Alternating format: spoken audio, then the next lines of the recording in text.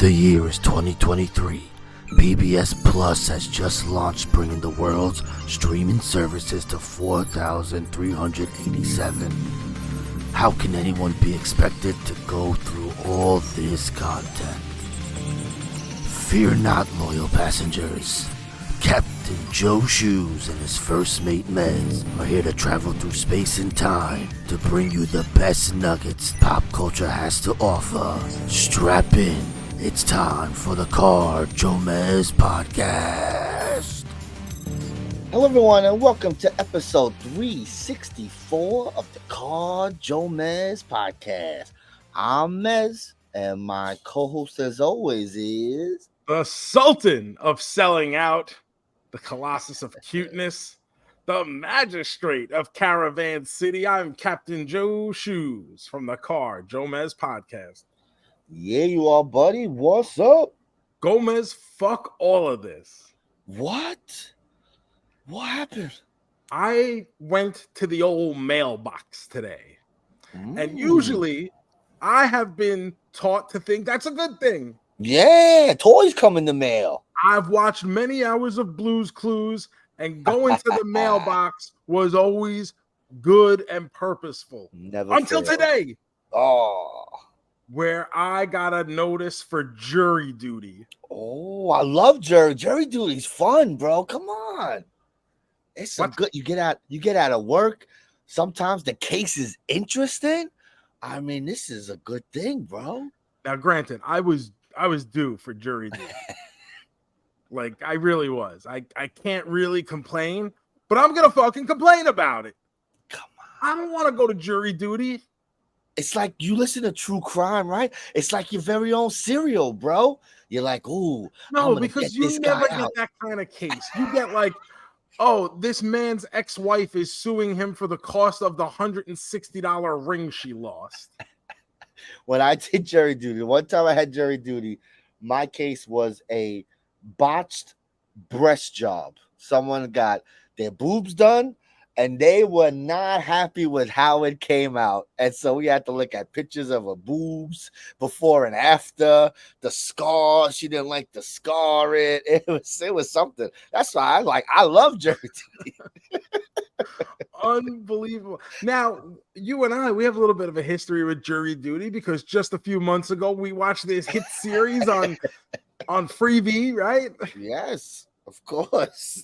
Do you think I'm going to be just swarmed by other fellow jurors who can't wait to get a picture with the man whose Major Bendy figure sold out? They're going to be like, where's the cameras? This guy's famous. I know him. Where's the cameras? I love it. Should I just show up in the captain's hat and full outfit? This is it. This is how I come to work. It's a day off. I got to go straight in. That's it. The unbuttoned shirt.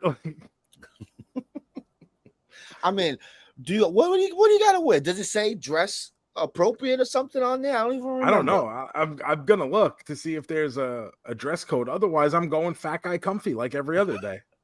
You know, there's always one guy who wears a fucking suit. He's got to be fucking 3-piece suit, fucking hair. It's like, relax, bro. You ain't the lawyer. Relax. I need to get back to the markets.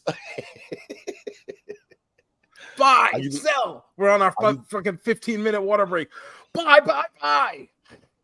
Are you gonna try and get out of it? Are you gonna like go up there and just start cursing?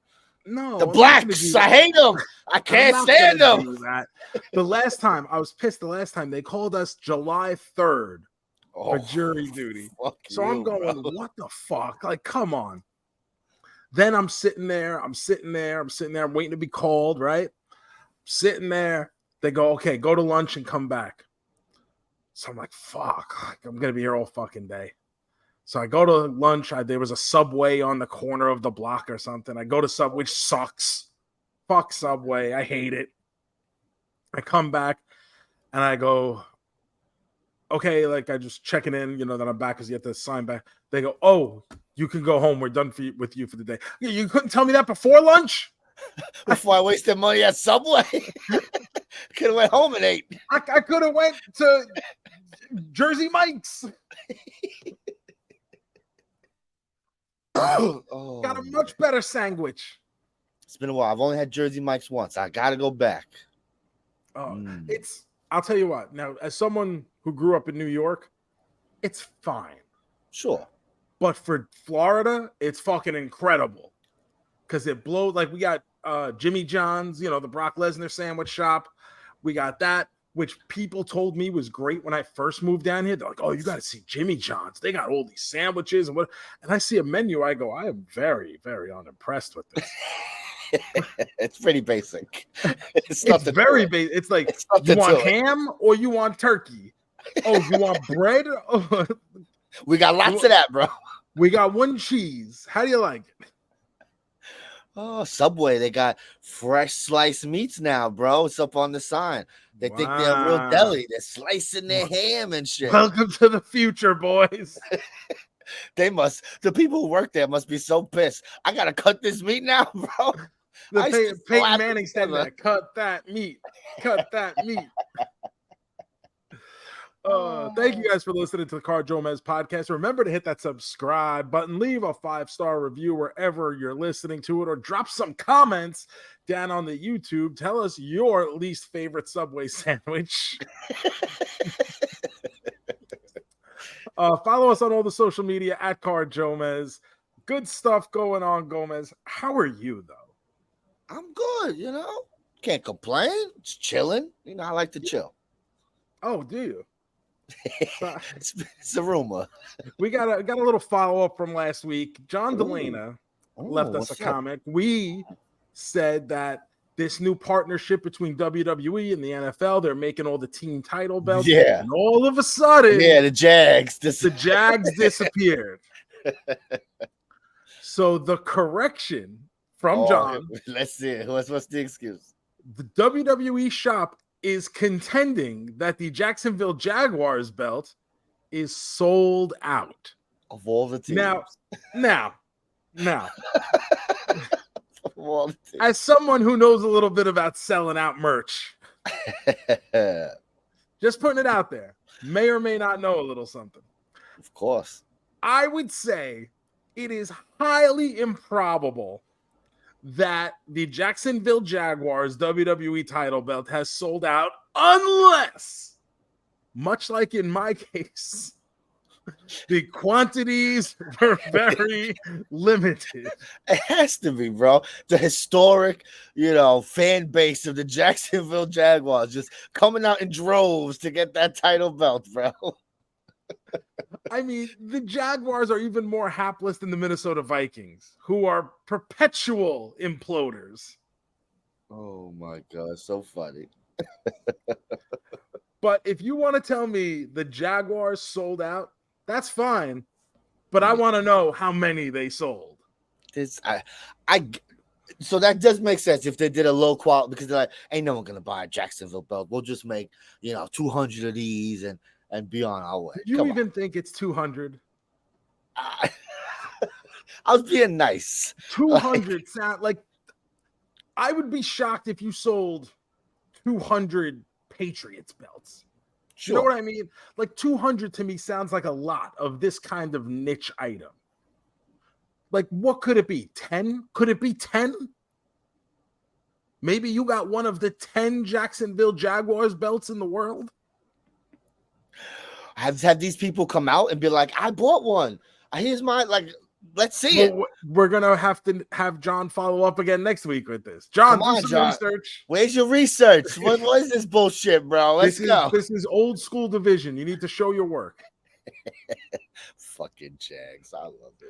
Get out of But here. Hey, if that's the truth, then we stand corrected. Hey, maybe, we've been known to be wrong like once or twice in all. Gomez has been wrong multiple times. Never. But Gomez, with that being said, let's have some breaking news music. Ooh. Breaking news.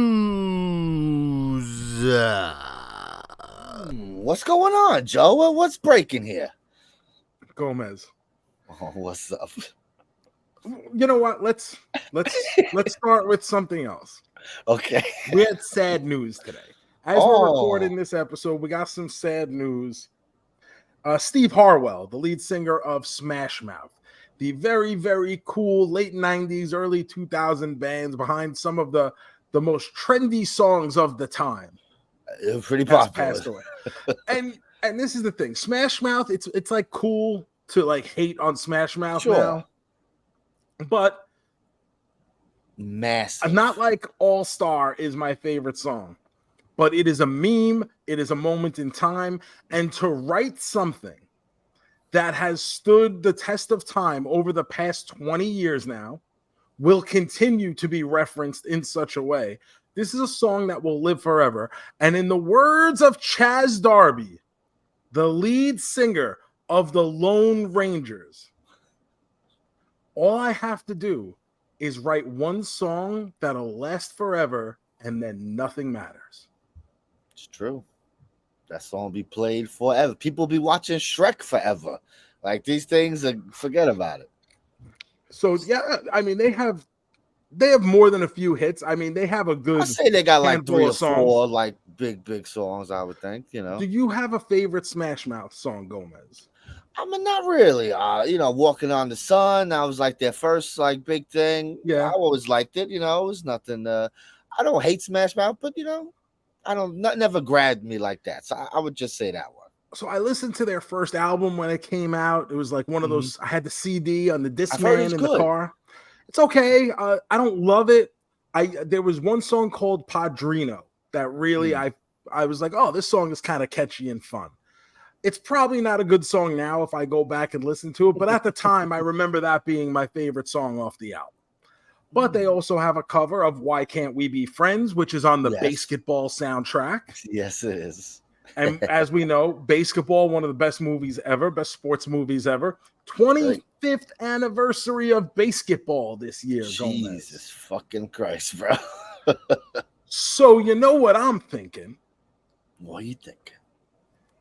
We should have talked about this off air when we discussed next week's show. Yeah, we did. But I just had an idea now. I had what is called a Captain Joe Shoes Eureka moment because I just stopped and said, Eureka, I have found it.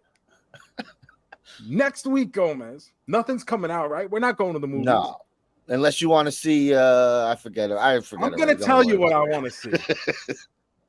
You and I are going to revisit the 1998 classic, Trey Parker and Matt Stone, BASEketball. Sounds good with me, bro. I love BASEketball. We were gonna spin the wheel and catch up on some movies, and we'll still do that. Still got plenty of time. We still have a lot of year left to go, don't we, Gomez? We do, bro. We do. So we're gonna do that, but I am in the moment, and I would like to watch BASEketball. Sounds good to me. Let's look. Did we look real fast to see if this is available for people to watch? Let's see. Good question. Usually I get carried away. It's on Stars. So if you have the Stars, but also I will put this on the Twitch. We'll Twitch it up this weekend, baby. I see it's on Hulu, but that's only with a premium subscription. So I don't know what kind of premium subscription you need. I don't know. Fuck that. So Twitch. But even if you want to, if you want to rent it, it's on Amazon Prime. Oh, premium subscription to Amazon Prime. What do I need? Maybe you need the Stars subscription to Amazon Prime.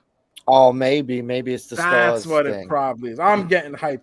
Otherwise, I'm gonna cost you like $3.99 on $3.99 if you want to rent it. Sure, but maybe Gomez, twitch.tv/MEZ movie, little something, little BASEketball. Yes, 100%. I'll do it. I'll do it for my folks. This is a good movie. I got a good BASEketball experience to talk about when we come back next week. Look at this. This is gonna be fun. I'm excited now. I'll pencil that in here. R.I.P. Steve Harwell. He was dealing with illness. He had a big bout with alcoholism, I believe, for a while. Yes. And as we've seen, it is very difficult, obviously, to kick. And then even when you're going through withdrawal, starts to cause many other problems. So thank you for some hits. I remember when I was heading up to Woodstock in 1999, All Star was a fucking bop. It was on every radio station 100 times. So it's one of those songs. Like I said, it's a moment in time. Yes, 100%. But I don't think they're offensive enough. They don't need all that shit talking they get. Smash Mouth, it's a fun little band. Come on. They ain't hurting no one. They ain't hurting nobody. Next order of business, Gomez. Arby's. Next week. Okay. Coming out. This one caught me. I was like, I gotta talk about this. Oh, all right. I'm excited now. The Big Game Burger. It is part elk, part venison, part beef. Holy shit. That's pretty crazy. They're going for it. That's interesting. Arby's has tried this stuff in the past. They're not normally a burger place because they don't have grills. They have like griddles. They make meats, you know? They don't do burgers really.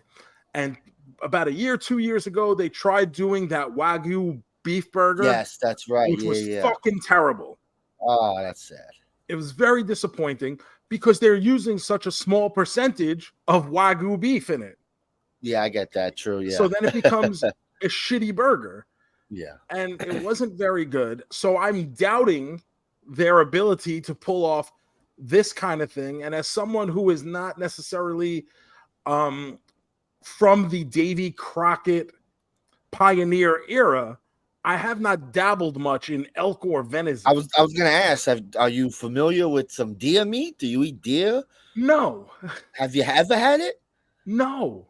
I'm never a fan of deer. Not a fan of deer.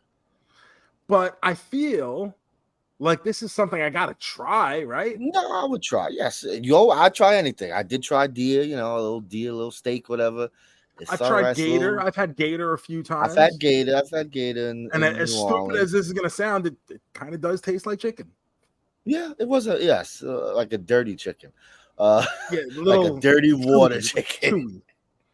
I had turtle stew in New Orleans. What are you, the fucking shredder? I had to try it. I'm like, well, if it's good enough for shredder, I mean, tonight I dine on turtle soup. I was not a fan. That I did not like. That's no, thank you. So that's going to be out on Monday, the 11th, 9/11, celebrating the right way. Oh, never forget. And Gomez, who can forget? This is part follow-up, part breaking news. You and I got to talk about it. What you knew it was going to come up. What were we going to talk about, Jeff? After last week's episode, the phones have been a-buzzing with everybody saying, how could you say those things about Mr. Tony Khan? And I said, tell me when I'm telling lies. And nobody could. So Tony Khan, who I assume listens to this show. He has to. He finally nutted up. He decided, I'm going to be a big boy today. And CM Punk, you put my life in danger. Danger, bro. And for 3 minutes without blinking, Tony Khan. Now, I cannot believe this is a real human being. Bro, he's a lunatic, bro. Listen, I've been in wrestling over 20 years. There are things that are good. There are things that are bad. There are things that could be improved. It is not your typical workplace. No. Now, that doesn't mean you can't have fun or you can't. But to compare a wrestling company to your data metric office. Yeah, your office. Yeah, it's not. Number one, that's not a fair comparison. Now, the business has changed. The world has changed. There are things that went on years ago that simply will not be tolerated today. And that is fine. But for this gentleman who may or may not have a thing with blinking, to sit there and say that he feared for his life. Never felt scared at a wrestling show before that day. I am going to have an entirely difficult time believing that. Now we're getting people coming out of the woodwork saying similar things. We get a lot of people who are coming out still defending Punk. I'm not going to do that. We got a lot of people coming out saying, oh, he's, whatever. It's people in both ways. People defending Tony Khan. We got people defending Punk. And we've got Vince Russo and Jim Cornette always actually agreeing that Tony Khan is ludicrous. Now, I am not saying that things have not changed and certain acts and certain things will not be tolerated in today's world, because yes, things have changed. Wrestling is still not your typical workplace. Stop comparing it as such. If you've never been there, I'm not going to say you don't get it, but at the same time, because I hate being one of those guys that's like, oh, you never did it, man. Like, you don't get it. Yeah. But it's not. You're over 100 egomaniacs jacked out of your mind, alphas out the ass, everybody trying to outdo each other in terms of trying to get money, in terms of trying to get more TV time, who's trying to fuck the hottest girl on the show. These are all things that play into literally everything. Now these guys are competing on top of all that regular wrestling stuff with who's got more Twitch subscribers, who's got more YouTube views, who's got, everything is a nonstop competition. I'll be honest with you, at my regular job, I do not feel like I'm in competition with anything. I can just go to work, do my job. I know what my job is, and I go and do it. I'm a spoke in the wheel. Not everyone in wrestling is wired that way. This is not defending CM Punk. Let me make that clear, because I've never heard any, outside of Bald FTR and a couple other people who are defending him and trying to be Team Punk until the end. There's not a groundswell of people coming to support Punk, but there is a bunch of people coming out going, come on, motherfucker, your life was not in danger. And at some point, someone has to tell Tony Khan, bro, I get it. You own the company, but you cannot go on TV looking like you do. That is not your place. Bro, he would do it after shows, and he'd be like, oh, okay. And then he started doing it on the shows, and it's like, what is this man doing? Come out after the show, thank the crowd for coming out. Yeah, thank you. It was go kiss some babies, take some selfies. Great. Do not come out on TV looking like that. You do not need to be a journalism major to understand what's happening here. I do not need to do some deep dive reporting to tell you that this man should not be on television. What, he got scared straight for 3 minutes and said, I don't like this? Supposedly, Punk kind of went up to him and was through a monitor or something. Monitors were falling over or something, right? So I don't know. But, look, he's got to protect his ass, right? That's what everyone says. In case a lawsuit comes, he's got to say some key words to kind of defend himself that he was able to get out of that contract. Look, at the end of the day, is firing Punk the right decision? I guess so. Probably. Yeah. Do I think other people should be sharing some of the blame? Yes. Do I think, however, when every problem seems to involve the same guy over and over again. Yeah, obviously. There's probably a reason for that. But honestly, I gotta say it. Punk was the biggest star in the company. He was, but this time around, it wasn't like it used to. The ratings, they ain't great. He's got that whole Saturday show. Every week, the ratings have gone down and down and down.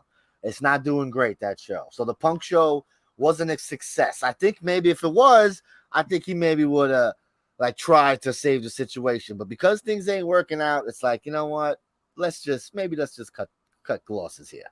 So this is probably better for everyone going forward for AEW 100%, definitely. Sure, of course. Because, and I heard both their shows, All Out and All In, the past 2 weeks. I've heard that both of them were good. I didn't watch either one, but I've heard both of them were good. Fantastic, yeah. And you just say, how much cooler would it have been if we could have just sat and reveled in the fact that we ran the fucking biggest wrestling show in history 2 weeks in a row, and got baby. to enjoy it? No, 2 weeks in a row. They put on another good show yesterday. It didn't look great on paper, but it over-delivered. The matches were top-notch. Great main event. Great show. But, we're going to talk about Punk because that's what everyone's talking about again. He gets fired before a show in Chicago. Yeah. Supposed to headline the show. Nope. Sorry, folks. Now, did we get anything? Like I said, I didn't watch the show. Was there anything with the crowd doing the CM Punk chants? No, not really. Surprisingly, the crowd... maybe because he said something and they're just like, I guess, because the crowd wasn't bad. A little bit in the Bucks match because it was Bucks and FTR, but not even really. Not like, they just get booed. It's not like they're just going, see you, but it's not really like that. It's crazy. I think even the biggest CM Punk fans are kind of like, Jesus, guy, like what are we doing? Like at some point you gotta realize, Jesus, my guy's a fucking jerk here. Like I find it hard to believe that there's still people so actively defending CM Punk. Like I can't. Like after a while, it's like, Jesus, guy. I don't think he's entirely to blame, but it certainly seems like he's in the middle of fucking every doesn't help. Incident. Yes, he's not de-escalated. He's making things worse. Correct. Someone's talking shit. And he's going, yeah. He's punching the press conference he did a few months back, or it's probably a year ago now, where he brings up Cabana and his mother sharing a bank account. And all. It was just like there was no need for any of it. And Tony Khan's sitting there with his making thumb faces up his ass, like. It was the one time Tony Khan blinked. He wouldn't stop blinking. No, it was, but it's like it's shit like that. Like, okay, I understand you're hot, you don't get along with people. That's fine. But like, you can't complain if Jungle Boy goes out and says some shit when you took over a fucking 10-minute press conference and buried the whole company and then went to get muffins. Like, you lose that right to get pissed about it. I get it. I agree. You don't. Like, I can't get pissed if someone calls me fat and bald if I start going out there calling people fat and bald. Yes. Listen, anytime someone does like a shoot style promo on Punk, it's always the same shit about, he talks a big game, but really he just cares about himself and getting himself over and doing it like every other wrestler. That's fine. But he tries to masquerade it as something else. But it's like, bro, you just like everyone else. You worried about your spot. You're a little insecure. We got it, bro. You ain't no different. Get out of here. So this brings up the question, JoeMeZ. Have we now seen the last of CM Punk as a professional wrestler? Probably, but I could see a WWE return because he is young, and not that young. But I mean, he's not, because also he's had all these years off. Like he's, obviously he's not in the best shape. He does get hurt a lot. You're talking. That's the thing. He's frail as fuck now. He's frail. That's the problem. Because like he's had all these years off, so it's not like he's had 20 straight years of wear and tear on his body. So like him coming back in 5 years to surprise at the Royal Rumble, I can see that. Why not? For 5 years, WrestleMania 5 years from now, we're looking at 49-year-old Punk. I listen. I agree, but I mean, these guys, they're lasting longer. I'm not saying we don't get a one-off somewhere, but have we seen the last sustained run of Punk? Yes, I think if he comes into Vince, like it'd be like a 6-month thing, do something at Mania, disappear. Kind of like Jericho used to do. Mm-hmm. Jericho would pop in and out, do a couple things, disappear. I don't think he would be a regular every week on SmackDown for 40 weeks. I don't think we'll ever get that again. No. Now, would it have been cool to see Punk just show up at Payback this weekend? Would have been great. Would have been made the show good because that's not. Just imagine the show's about to open, and all you hear is "Look in my eyes." It would have been insane, and I wonder if he could do that. Right, you're terminated, so usually terminated the contract, so it's null and void. There, right? But I guess and this is just me hypothesizing and playing guest booker. If I'm Triple H or Vince or whoever, honestly, I would probably reach out and make that fucking 100%. Call just for the one night, because what a fucking, we create memories, we create moments like that. That's the kind of shit. Break the internet. Exactly. It's all about fucking clicks now. Get those fucking clicks. Show those fucking reels. Get that thing on YouTube Shorts and TikTok and all that shit. It would be great. But if you're Punk, I don't know if there is, going to be some kind of wrongful termination suit. If he just turns around and goes to WWE, does he jeopardize that lawsuit? I wonder. So I don't know. But no, I would definitely make the call because you figure he's doing that shit over there because there's a bunch of loser babies running that show. He ain't gonna come over here and do that shit. We don't take that shit, right? So I mean, hypothetically, like it's Roman's show, and you would think Punk would come in and humble himself, but he's also CM Punk. Yeah. And listen, he didn't get to be CM Punk by not being CM Punk. This is not like it's new. He's been this way since the start. So this is what it is. This is just like what you're signing up for when you make that call to CM Punk to come in. 100%. Oh man, what a shame! What a shame, Joe. What a shame. I don't know if we ever see any kind of maybe brief tour of Japan or something. So he always talked like, "Oh, I would love to do the G1." Well, now you got no reason not to, right? You don't got no contract. Let's see. But realistically, he could have done all that shit 3 years ago. Sure, exactly. What was stopping? Yeah. What was stopping him then? I agree. So if he didn't do that shit already while he was sitting at home, he's not going to do it now. Yeah. But I don't know what else. What else is he doing now? The UFC thing didn't go as he expected, or maybe it did, but at least he tried it. I give him props for that. Yes, because he wanted to try. Yeah, it's not like he's doing any more of that comic book stuff. I don't see anything where he's got comics coming out. Yeah, I know every now and then he's doing like the little B movies or something. Once in a while. Is he still on Heels? Your favorite show on Stars, right? He probably does. I didn't watch season. I'm not watching season 2. Season 1. Come on, bro. Season 1 was plenty. I can't believe that people like that show. It's a hit. I mean, I guess it's a hit. I mean, I don't know. People really watch Stars. So yeah. Adieu, CM Punk. Nice knowing you, Punk. See you next time. And Gomez used to be a huge CM Punk fan. Ring of Honor is fun. I was going to say, Gomez was a huge Ring of Honor fanboy in the early days, and he loved his CM Punk and his Christopher Daniels and his American Dragon. Yes, sir. Summer of Punk is great, bro. It was fantastic. And then the gimmick never stopped, right? Like, it's like it turned into this thing, and it was like, oh, I'm just going to be this big asshole who's, it's my thing. I go against authority. And he lives the gimmick, bro. He lives the gimmick. It's hard to turn it off when you think you're constantly in a fight every single day. And if that's really what he thinks, and who can blame him if he does? Listen, I don't know. I know a little bit about his backstory, but we know a little bit about his personal life growing up. But at the same time, I can't put myself in that position to understand what goes through his mind. So if this is just the way that he's had to feel like he needs to go about his life, then this is just the way it is, for better or worse. Better or worse, boy, oh boy. Gomez, I want to talk about a little show. I caught up. I shouldn't say I'm caught up. I'm one episode behind now, but I've watched the first 4 episodes of season 2 of Winning Time. Oh. I watched the first one. I haven't gone back yet. Okay, so I'm through 4. Episode 5 just came out this past weekend, and it's good.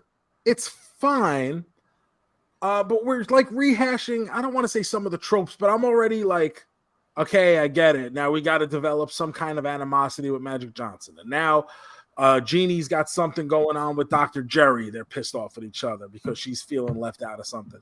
But the biggest takeaway from this show, and last year, remember, we heard all of the who was the Jerry West? Jerry West is the executive. Jerry West. Jerry West was very pissed off about his portrayal in the show.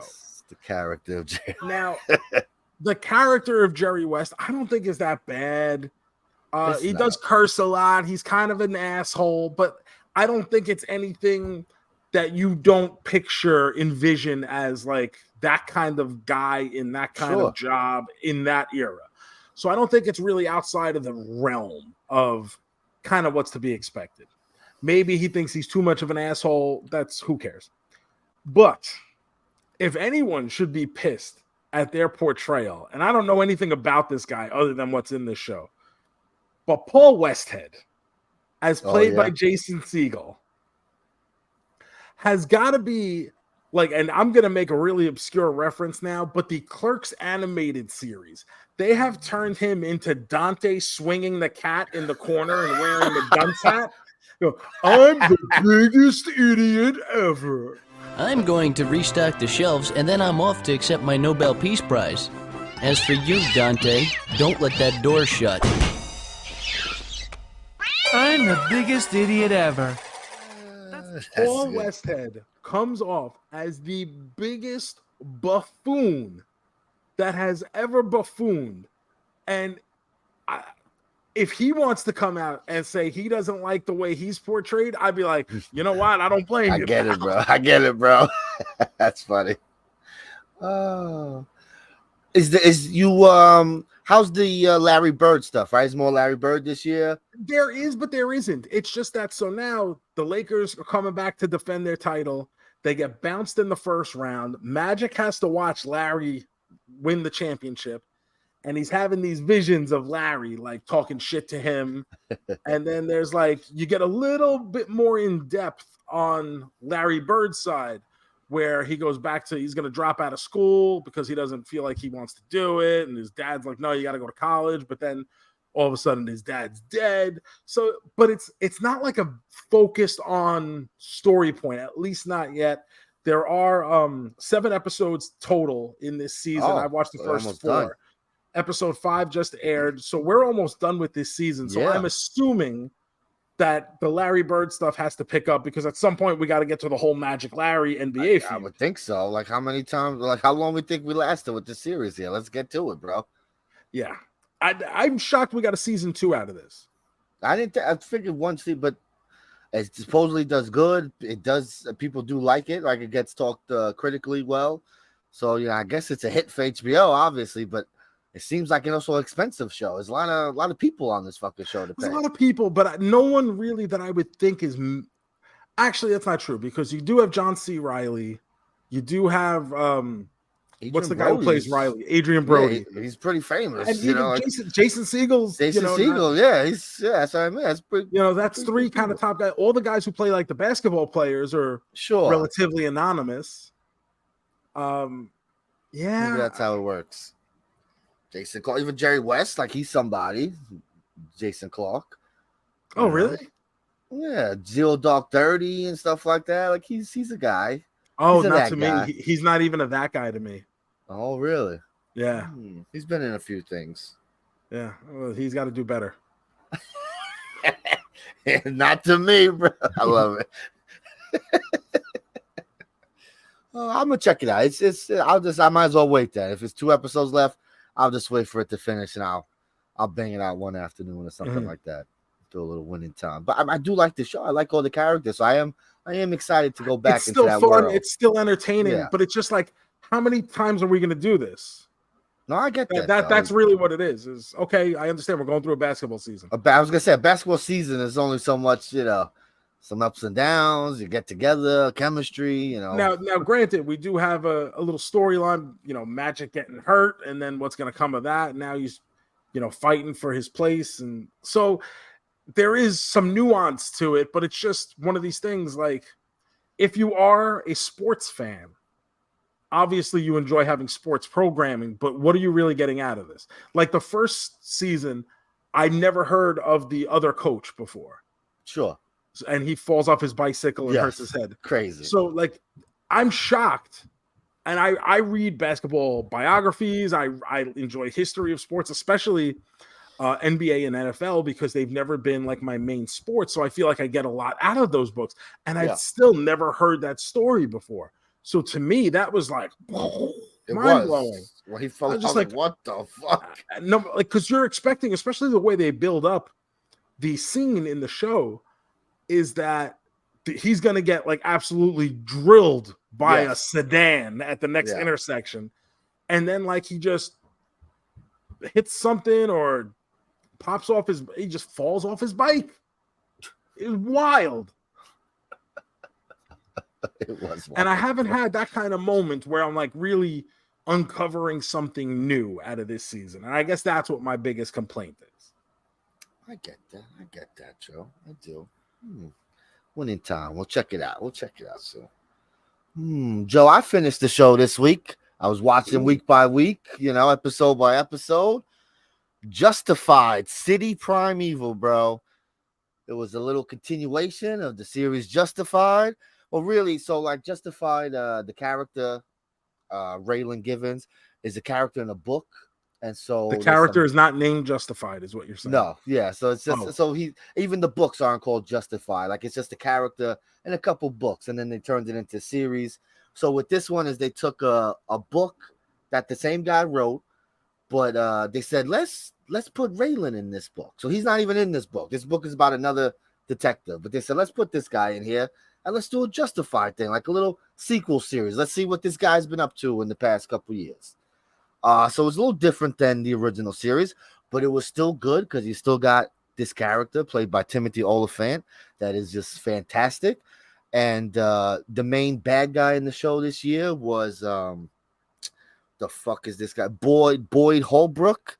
He was one of the bad guys in Indiana Jones and Dial of Destiny. He was the little guy. There was the big Nazi guy, and then there was the little Nazi guy, Yeah, that's how I grade my Nazis.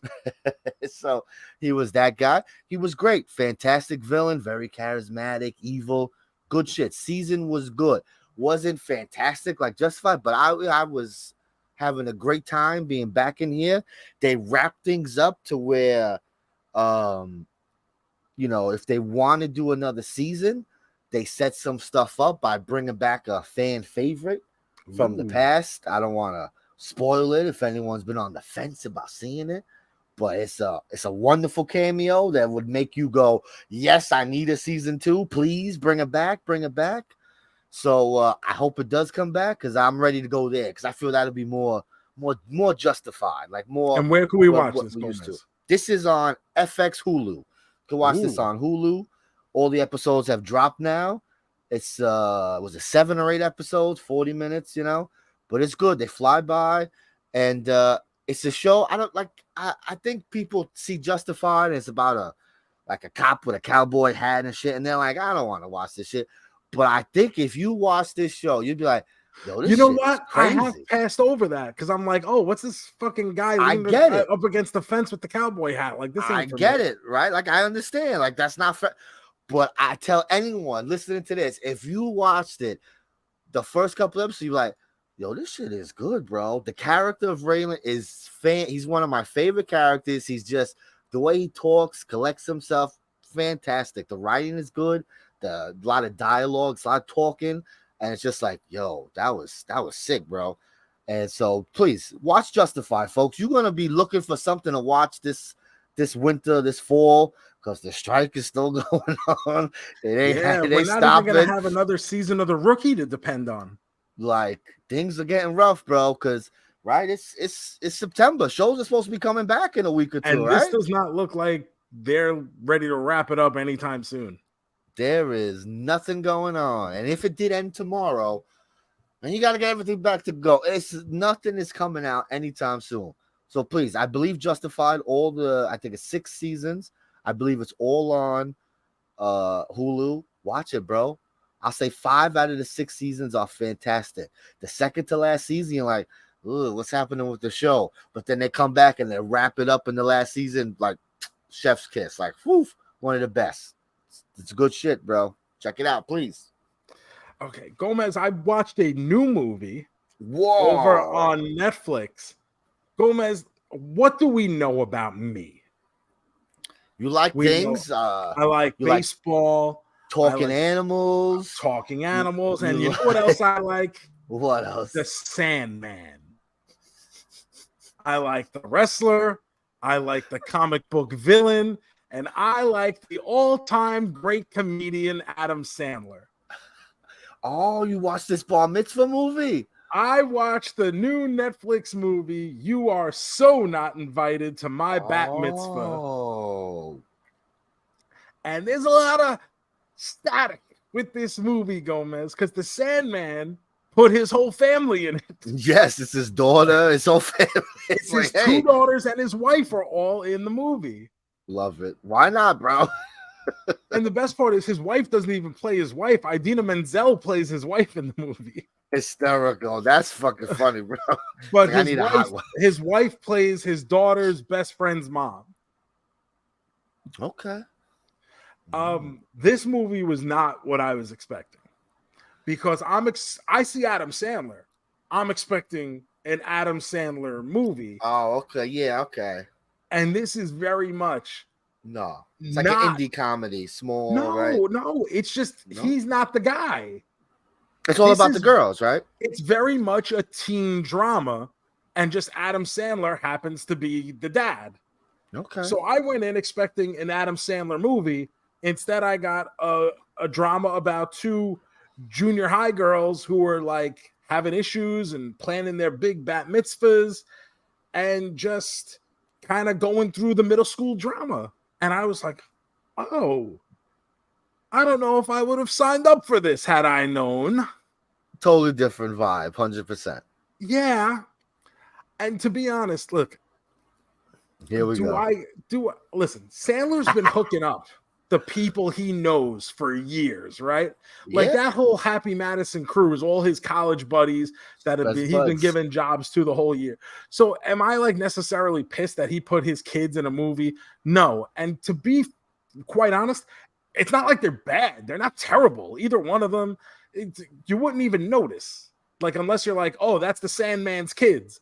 Like, otherwise, they're just like some young girls in a movie. Like, who cares? Okay. It's just I would not be watching this kind of movie. I don't know if younger kids, girls who can relate to the story or anything like that would get a lot more out of this. It wasn't really a lot of meat there. It was, even there's trying to be like little bits of comedy. It does have my man Luis Guzman, who plays the other Jewish dad. I guess I gotta tell you, Luis Guzman, he was in the last episode of this Justified series. Out of nowhere, he's a cop at the prison, and it's like, what the fuck is Luis Guzman? Like, it's like so random. It's so funny. I love it. So Luis Guzman plays the daughter's best friend's dad, and it's just like he's the other Jewish dad is Luis Guzman, which is terrific. That's funny. But like he doesn't even like he's not even there long enough to be like enough where it's Guzman. Like, oh, Luis Guzman kills it. Like, but when he pops up, you're like, oh, holy shit, it's Luis Guzman. So I just wish there was a little bit more for me there. There just wasn't. If I had to give it a rating, I don't think it's the worst thing in the world. Like I said, if you're a kid, if you're younger, if you're a teenage girl, maybe you relate to this a hell of a lot more than I do. If you want to plan a really big bat mitzvah, I've never been to a bat or bar mitzvah. I've never been invited. I went to Catholic school my whole life. So I didn't have many Jewish friends, especially not the ones that were inviting me to things. So I never realized like how elaborate these kinds of things are. Sure. What they portray as the bat mitzvahs in this movie, I'm like, these can't possibly, like, real people can't possibly do this. I've heard people on podcasts talk about like, oh, they have to take their kids to these parties, and they're crazy sometimes. It's out of control. I cannot wait till your daughter starts getting to that age where like I get to see the pictures of like the ridiculousness of what like her friends. Jewish? You gotta have rich friends. You live in Long Island. They're okay. I'm sure we'll have some nice sweet 16s and stuff like that. Do we have any? I don't know if we have any like Jewish friends that like would do that. You know what I mean? Like, I don't know if we have any. I gotta see. Maybe she'll make a new friend this year. I'll try. Tell her she has to make Jewish friends. Talk to that kid with the yarmulke. Go talk to that kid. Go talk to him. If I'm grading this movie, I'm gonna give it 1.5 main men. Oh shit! I just kept waiting for it to like pick up. I'm like, Okay. oh, like let's go, and it never got there because, like I said, it was a movie completely different from what I'm thinking. You have Adam Sandler on this exclusive contract if you're Netflix, right? Like, Yes. why would you waste him in something like this? I'm sure this is probably something he even wanted to do or something. So you just tell the Sandman, yeah, man, whatever you want. You're gonna put out content, just fucking do it. Gotta grease the wheel. Yeah, it's just one of those things where I'm like, oh, like you couldn't. I love the Zohan. Give me more of the Zohan. Imagine that. It's a normal ass movie, but the dad is really over the top. That would have been good. Oh, all right. So we'll stick away. We'll keep away from that one. I saw it pop up. I didn't think it was over the top, but I figured it'd be at least a little more funny than what you're describing. Yeah, it's not like, yeah. Joe, I went to the movies last Thursday. I don't believe because you. there was a special screening. A movie was coming out for one day only, one showing only. So I said, I mean, I gotta get to the theater. I can't miss this masterpiece, Joe. So I went. I almost did this too because I saw it come up. The 30th anniversary of Jurassic Park. They had a fandom event for it. They've been doing it. I think the past like 2 weeks they did it during the week. I thought of doing it. See Jurassic Park in 3D. I thought in 3D cool. on the big screen. That sounds fun. I thought of it, but no, Joe. I decided to go to another special event. Oh, how much special can there be in one weekend, Gomez? Well, this one was real special. Let me first. I'm gonna read you the IMDb plot description to the movie that I saw here. Emily Young, a senior, wants to be elected as her sorority's president. She adopts a cute sloth, thinking it can become a new mascot and help her win, until a string of fatalities. I'm laughing because the trailer's playing and it's bringing me back, bro. This fucking movie. Fatalities implicate the sloth as the main suspect in the murders. Wait a minute. Is this Slaughterhouse? Yes, it is, Joseph. I had to run to the theater to check this out. Oh boy. I've heard of this movie. This is a real, first of all, I can't believe it's a real movie. I can't believe it's a real movie that got a theatrical release, even though it is only playing one time. It still counts, bro. It got released in a theater. And I'll tell you, my theater was pretty packed.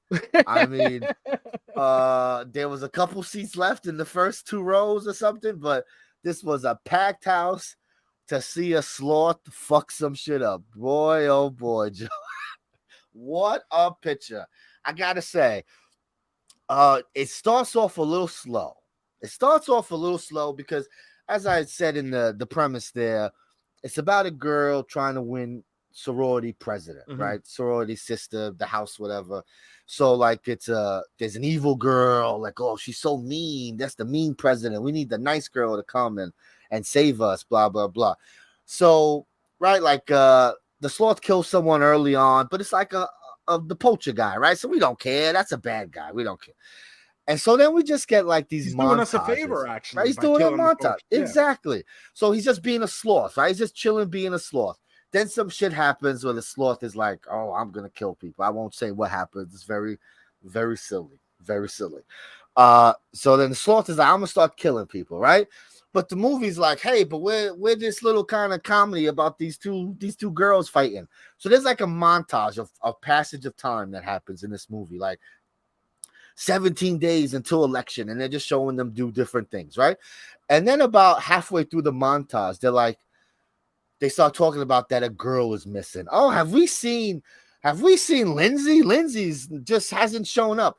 And then we kind of get like a montage where it's like, oh yeah, remember, bro, this is a killer sloth movie. So then it's like a little montage of the sloth killing the sorority sisters, and like they're all just like, oh, I guess Lindsay went home. Something must have happened.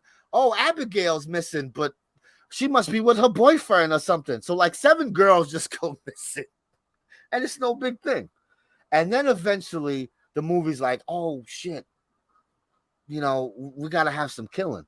And then the movie gets real silly. Oh, okay. Sillier than this. Sillier. I can't spoil it because like no one has seen this movie, I'm sure. But I'm sure a lot of people would like to see this movie. All I'll say is it started slow, but by the end, you're like, this is the ridiculousness that I was expecting when you told me there was a movie about a killer sloth. So I don't know when this is going to come out. I assume around holiday time, right? You come out now. It was August when it came out, right? So you got 2 months before Halloween. I can't imagine that this wouldn't be out on VOD or Shudder or Netflix or something. It's got to be somewhere. Tell me this is coming up for 6 weeks of horror. I don't know. I don't think no. You know why I say no? Because I know you ain't gonna like it. Like I'm not loving it. Like it's silly, and it takes a while to get going. And then when it's silly, you're gonna be like, "What the fuck?" Like the silly is too silly for you. Like you don't like that silliness in your horror movies. I'm not about that silly.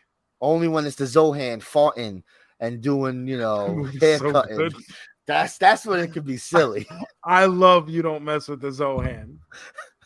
But if a monster does a split and some curly hair, you're like, no, why would that monster do that? I can't have the monster's not the Sandman. Monsters don't act like this. This is so no, I would not show this to you. But for everyone else or my passengers that I talk to about horror movies, yeah, you got to see this one. This is one you got to cross off your list. You got to see it. It's a real movie. Boys, it's something. I just can't wait.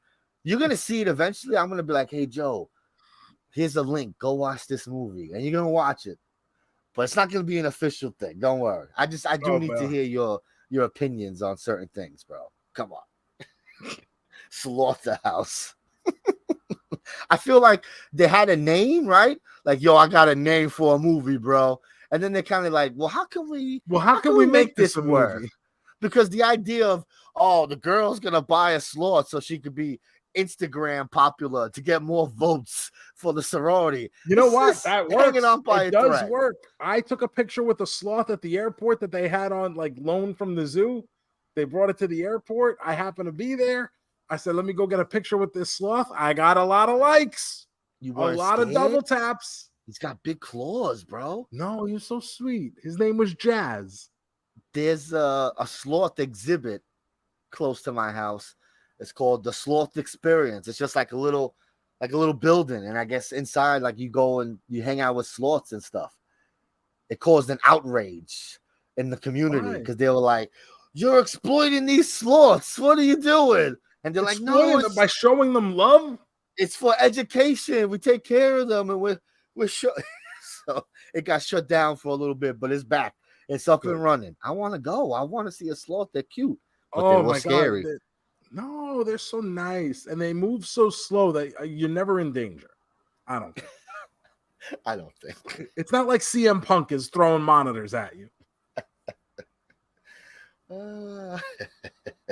Gomez, how about we head to our main event of the evening? Oh, sure, baby, sure. The movie this week, we told you to watch it at home, Dungeons & Dragons Honor Among Thieves. And this was on Amazon, this was on Paramount, this was on whatever the fuck MGM Plus is. We still haven't figured that out. No idea, no interest. No thank you. No thanks.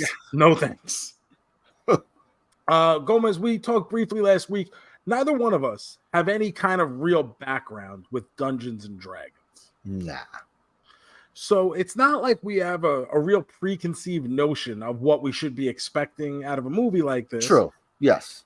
But I understand going in, I'm going to get some kind of fantasy, wizards, sci-fi. Some wizard shit. Yeah. What I didn't know is that this is actually the 4th Dungeons & Dragons movie. Yes. But it's really considered like a reboot that they want to actually make a go with this Dungeons & Dragons property now. So this is really going to be a reboot. Yeah, that first one came out like, 2000, 2001? There's actually a movie from 1983. It's not called Dungeons & Dragons, but it's very much, I guess, considered part of the lore. Oh, I just And know the one with there's Damon also Wayans. there's also an 80s cartoon that I never watched. Yes, I know remember there nothing was a about. cartoon, but I don't know nothing about it. I know it was a thing, but I never watched So that. for all intents and purposes, outside of seeing Dungeons and Dragons as part of a different type of pop culture that I'm watching, like the episode of Community, or seeing people play it in Stranger Things, or other things like that, where I'm watching something else where people are participating in it, I really don't know a lot about Dungeons and Dragons. So what did I do, Gomez? I went to IMDb. I said, let's see what this movie's about. And we get a charming thief and a band of unlikely adventurers embark on an epic quest to retrieve a lost relic. But things go dangerously awry when they run afoul of the wrong people. Yeah, okay. That's the movie. I get it. Not giving anything away. That's good. Yeah. So we get Chris Pine, who plays Edgin, The charming thief. The charming thief, Justice Smith, Simon the Wizard, Michelle Rodriguez, who I was not happy to see because I have a lot of issues with Letty in these past couple Fast and the Furious movies. But Michelle Rodriguez is here as Holga, and we get Hugh Grant, who I also was not expecting in a Dungeons and Dragons movie. I did not know he was in this. When he shows up at the beginning of the movie, I'm like, waving, waving in his little carriage. Hugh Grant is here as Forge. And right off the bat, when you see these people come together, I'm trying to put it in the perspective of if I was playing a campaign of Dungeons and Dragons, and you're seeing, oh, here's Edgin, the charming thief, and here's Holga, the strong barbarian woman, and here's Simon, the bad wizard guy. And it's like, oh, like these are all, if everyone was an avatar for a real person playing them, this whole movie fits what I would think a Dungeons and Dragons campaign would kind of appear to be. Sure. A class of everyone gets to be one little character. You need your wizard, you need your mage, you need this, your cleric, you need all that stuff. Yeah.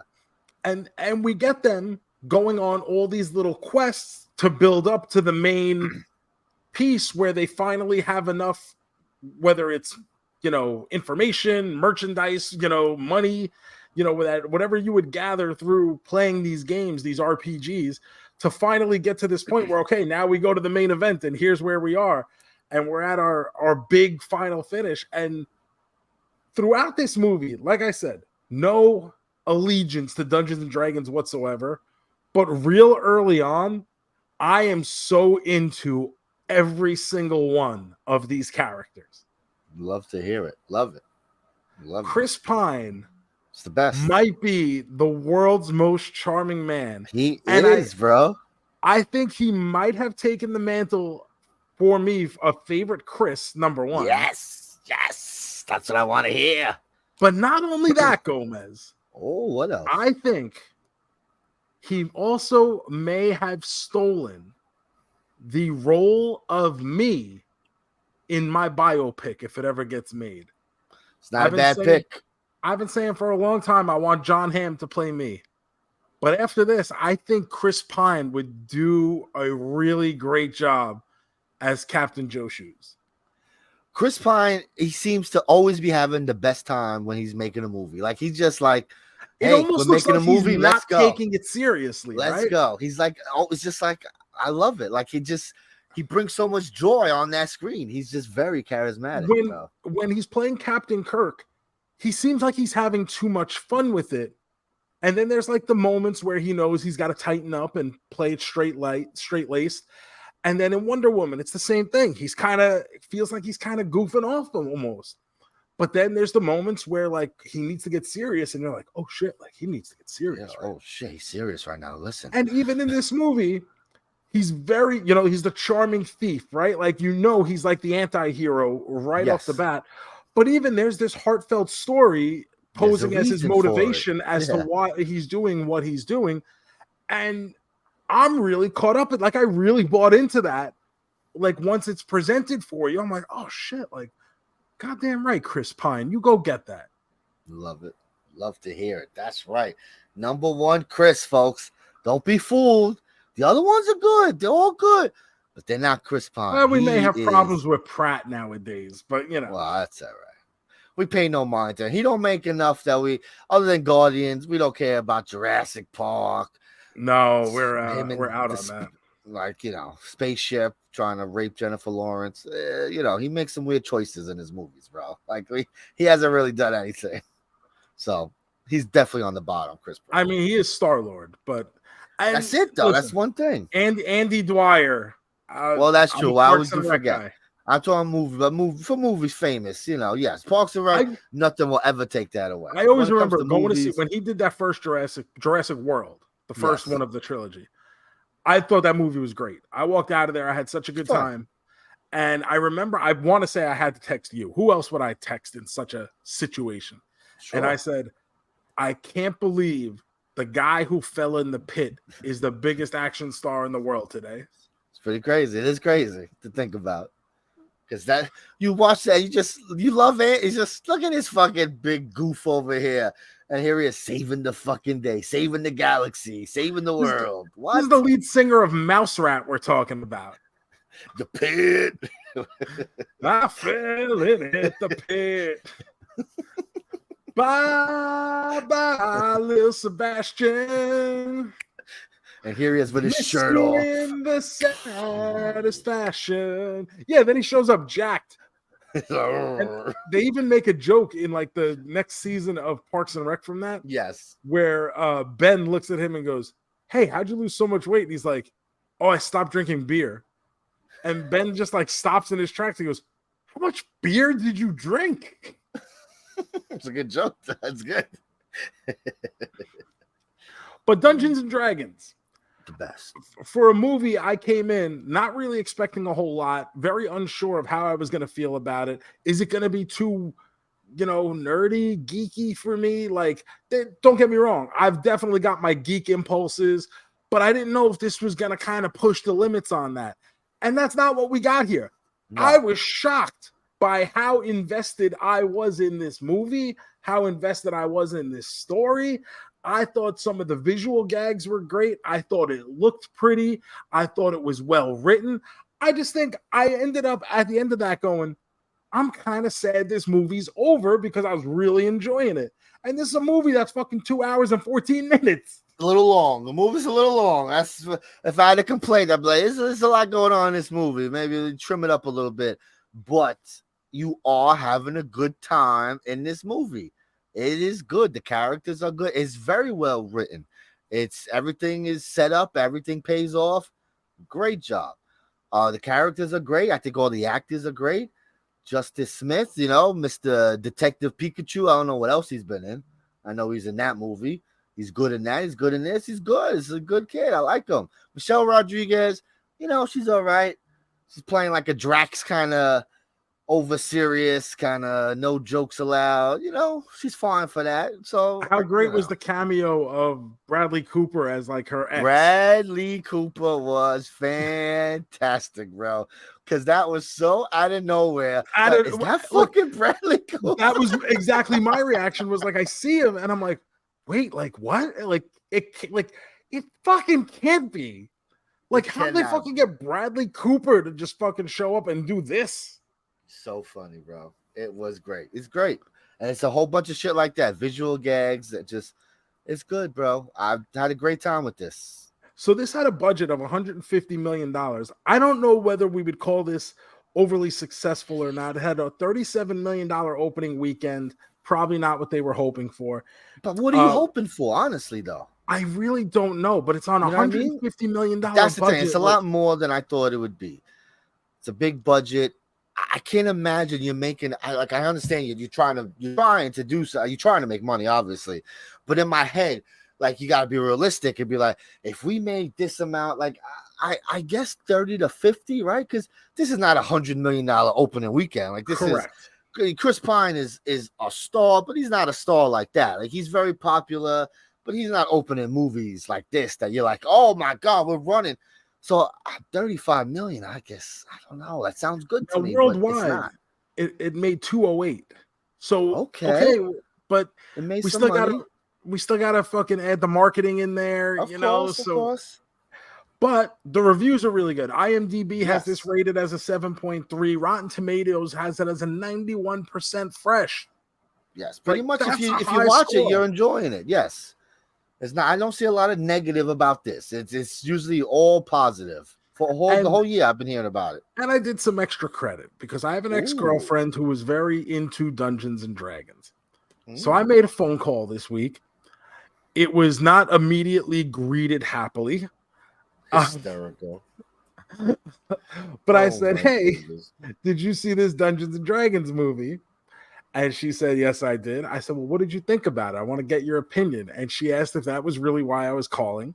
I said, yes, that is really why I'm calling. And she went on to tell me that she asked, well, she's like, oh, this is for the fucking podcast, isn't it? I say, yes, it is. So she went on to say that she liked it, and there's so much about this movie that fits into when she does campaigns. Yeah, so for the people who like Dungeons and Dragons, it's not like it alienated those people just to appease fucking peons like us. It really did reach out and hit that audience as well as the casuals who aren't attached to this property. Yes, that's what I heard. I heard that there's a lot of characters in there that are side characters and stuff that, like, you know, pops the boys. Like, oh my God, they brought up this guy. And that's how you do it, right? That's how you do it. I believe there's one scene where they're at like the final Coliseum and they're in like the basement or whatever.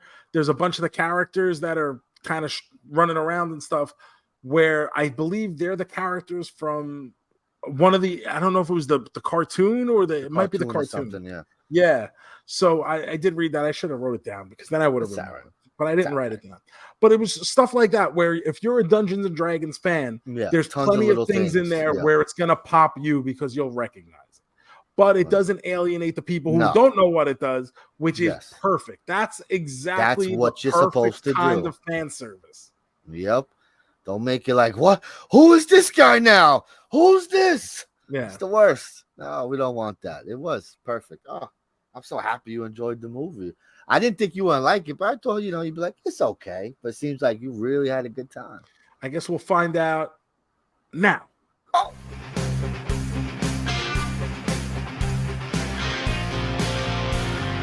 Are you a man? A double main man? Are you a man? A triple main man? A man? A quadruple main man? Are you a man?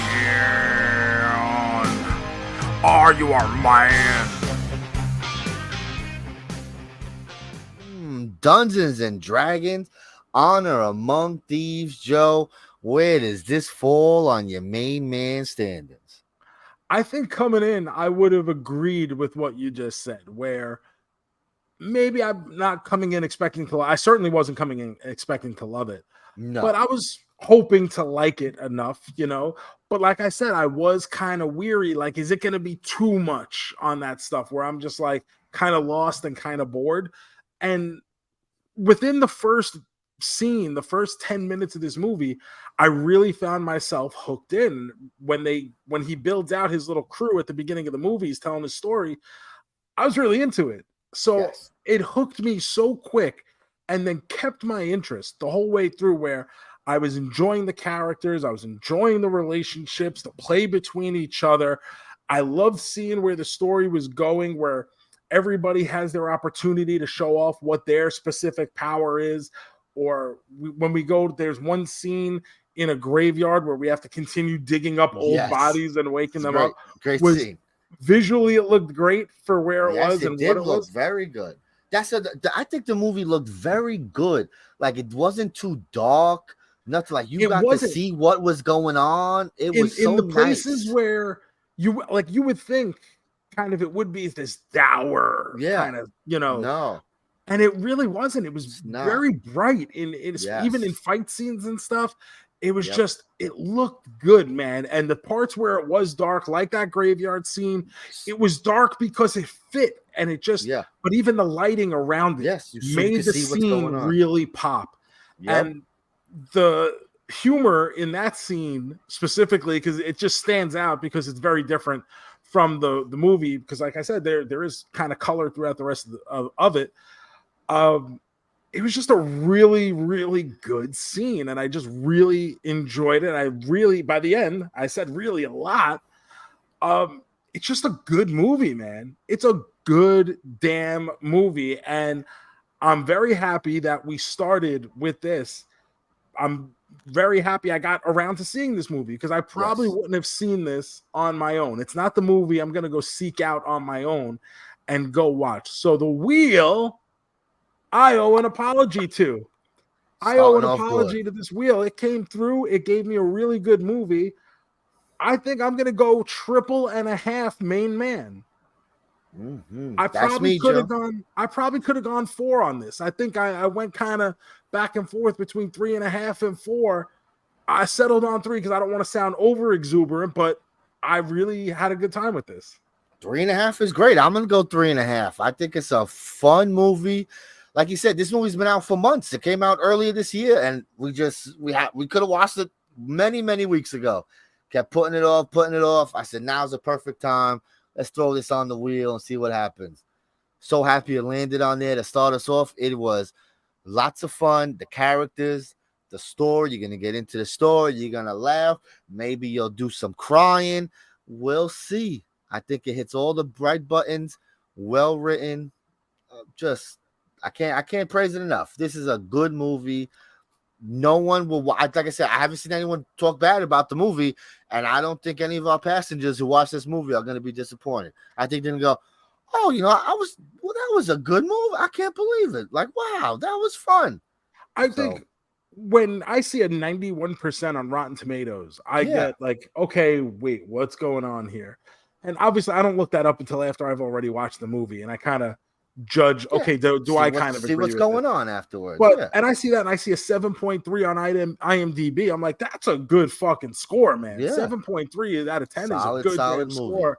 So I'm sitting there going, I feel good about liking this movie. Like I should like this movie, I give credit to everyone involved in the making of this movie for just putting together a good piece of art that kept true from what I have heard and read to the original source material, didn't insult anyone who is a fan of the original source material, but also presented this in a way where non-fans could come in, feel like they're part of it, and have a good time with it.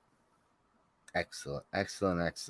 Check it out. Paramount Plus, Amazon Prime, MGM Plus. MGM Plus, baby. What we all have. Check it out, folks. Oh, baby. So like we said, Nick, we're gonna take a break from the wheel. The wheel will be back. We have plenty of time before we get to our spooky snake season. Don't worry, we'll get some more movies in there. But Joe brought up a good idea. Let's watch BASEketball. So we're gonna do BASEketball definitely next week. Yeah, we are. I'll throw it on the Twitch. A very easy episode graphic to make, JoeMeZ. Yes, no problem. So check that out. It's going to be on the Twitch, twitch.tv/MezMovie. If not, you could spend $3.99 and pick it up wherever you get your movies. Amazon, Vudu, Apple. It's available everywhere. Maybe you got a DVD. Maybe you have a DVD. I might have a DVD, actually. I have a DVD of it. I think I do upstairs. So I'm not going to dust it off, though. No, I'm going to watch a streaming. I would rather pay the $3.99. Yes, I would pay the $3.99 than have to get up to put in a DVD. Yeah, 100%. It's okay. All right, so that's next week, Joe. Why don't we finish this week first, though? Great idea. It's now time for the big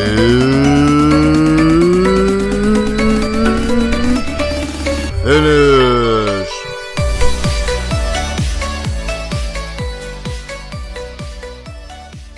All right, folks. We got to spin a wheel before we end an episode. I mean, it's the law. We'll go to jail if we don't spin a wheel, Joe. We have to. I don't want to go to jail. Definitely not. So let us spin this wheel.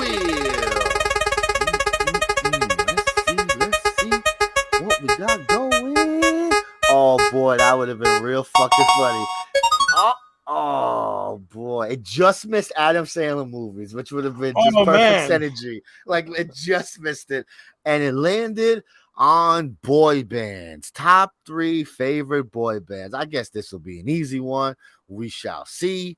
Here we go. Oh, boy band show. I guess it's easy, right? Go ahead. New Kids if it's on so the Block. easy, you tell me your number one. New Kids on the Block is number one for me and Joe. We know that. That's New definitely Kids that. on the Block had a bunch of hits. That's definitely. Now, the rest, I'm not sure. I'm an NSYNC guy. I'm going NSYNC number 2. I know people like that Backstreet. What are we doing here, Joe? What do you think? I may have to take a hard right turn down the less traveled path here, Gomez. All right, where we going? I listen, I like a lot of Backstreet Boys songs. I like a lot of NSYNC songs. They're great bands. But you know who else I like a lot of? The Jonas Brothers. You know, that's not bad. You don't think of it, but they're boys and they're in a band. Oh, man, who would I do? I don't know, man, like a Boys to Men, maybe. One Direction. You want to do like a newer band? One Direction got some hits, bro. I don't know. Man, I don't know. I guess. I just wish One Direction had a little bit more longevity as a group. Sure. I get it. Because they do. They all, I'll say, I mean, we'll see in history, but I mean, the greatest boy band of all time has got to be One Direction, right? Because each one of these people have had smash records and hits. No other boy band's ever done this, right? Like that's got to put them towards the top. Like I get the longevity, like, even success-wise, I think Backstreet was over in sync as a group. But what has anyone from the Backstreet Boys done as a single? No, they've stayed together basically. Yeah. And in sync, you had JC had like one song. It's Justin is far and away the star. Yes, of course. But Joey Fat One is he's very famous. He might be like the second biggest star out of that group. I would believe that. He's all over the place. He's always doing person. Something. Yes. He's always popping up on some show or some musical or some appearance. Yes. Like here's Dick Clark's Rockin' New Year's Eve with Joey Fatone down, you know, and he's interviewing people or something. Yes, like it's Joey true. Fatone has not stopped doing something. Yep, it's very true. Joey Fatone is very Chris famous. Kirkpatrick has not started doing something. Poor Chris Kirkpatrick. Oh, goodness gracious. So, but my number 3 band, Gomez, I'm going to go real off grid here. You probably don't think of it. Probably a generation even before us. But how about the Jackson 5? Definitely. They definitely count. It's always forgotten about. But, I mean, you cannot talk about the history of boy bands without bringing up the Jackson 5. I mean, they count. They're doing it. That's a great list. I love it. Good shit. So, yeah, that was easy. New Kids on the Block, Jonas Brothers, Jackson 5. I am serving all the generations right here. That's why they call me the Godfather of generations. G-O-G, baby. The GOG. Oh, man. Joe, hit him with some plugs so we can get out of this place. Thank you guys for listening to this week's episode. Really appreciate it. Remember to follow us on all the social media at JoeMeZ. Hit that subscribe button. Leave some comments. Tell us your favorite top 3 boy bands in the comments if you're watching on YouTube. Remember to subscribe there. We're trying to build up that YouTube audience. That would be nice. Depending on where you're listening, leave a 5-star review. You can follow all my personal stuff over at The Joe Shoes on any form of social media. Of course, if you'd like to support further, t-shirts available at prowrestlingtees.com/Joe Shoes and youtube.com/Joe Shoes. The Gomez 154, Instagram, Twitter, and Blue Sky. We're still doing it.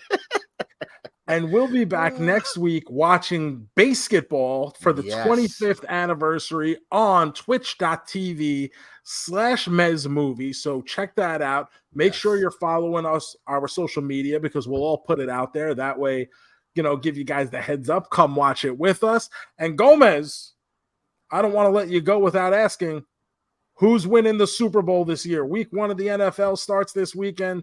Who is your Super Bowl pick and why? Is it the New York Football Jets? Bro, nothing. So, what do I want? Do I want the Jets to fall flat on their face? or do I want them to build up that shit and then fall flat on their face? Like, what do I want? The 1-15 or the fucking 16-0 and they're steamrolling, and then the fucking Super Bowl comes and whoop. I don't know.